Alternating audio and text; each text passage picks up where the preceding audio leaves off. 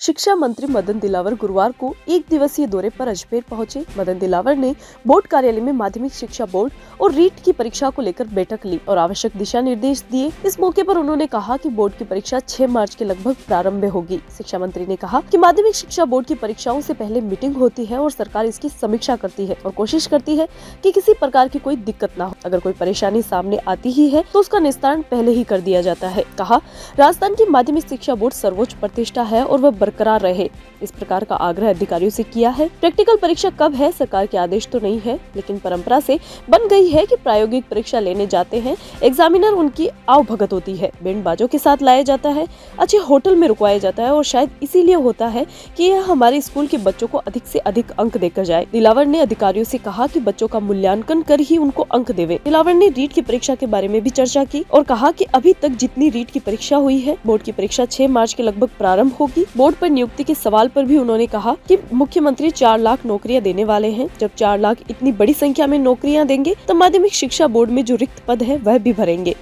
मैं बधाई देना चाहता हूं माध्यमिक शिक्षा बोर्ड राजस्थान को कि देश में माध्यमिक शिक्षा बोर्ड राजस्थान की सर्वोच्च प्रतिष्ठा है और ये बरकरार रहे, इस प्रकार का आग्रह मैंने अधिकारियों को किया है।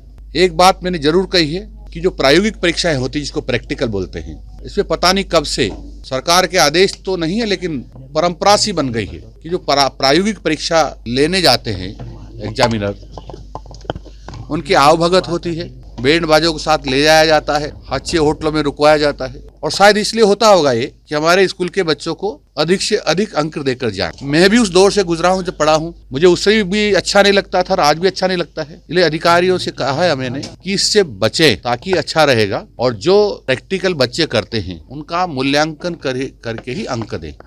रीट की परीक्षा के बारे में भी चर्चा हुई है। अभी तक जितनी रीट परीक्षाएं की हुई है उसमें किसी भी प्रकार की परेशानी माध्यमिक शिक्षा बोर्ड के अधिकारी कर्मचारियों को नहीं आई है और उन्होंने सफलतापूर्वक इस काम को किया है। पहली बार ऐसा हो रहा है राजस्थान में। उन्होंने रीट की परीक्षाओं में पात्रता जो रखी है फॉर्म भरने की या भाग लेने की, उसमें थोड़ा सा संशोधन किया है। वो संशोधन ये है, एसटीसी बीएड जैसी परीक्षाएं हो रही हैं तो पहले यह था कि वो परीक्षा पास करने के बाद ही ये परीक्षा टीचर परीक्षा रीट में भाग ले सकता है। अब ऐसा नहीं है। वो जैसे मान लो उसको एसटीसी या बीएड की परीक्षा देनी है तो उसमें एडमिशन हो गया हो, चाहे वो फर्स्ट ईयर ही हो, चाहे 1 महीना ही क्यों नहीं हो, तब भी वो ये परीक्षा देने का पात्र हो जाएगा। ये हमने संशोधन किया है ताकि उसके 1-2 साल बच सकते हैं, क्योंकि माना कि वो 16 साल का भी है, 17 साल का भी, 17.5 साल का भी है, 18 साल का भी, तब भी दे सकता है, ताकि बाद में जो 1 साल उसको परीक्षा देने का लगता है उसके जीवन का 1 या 2 साल बच जाएगा।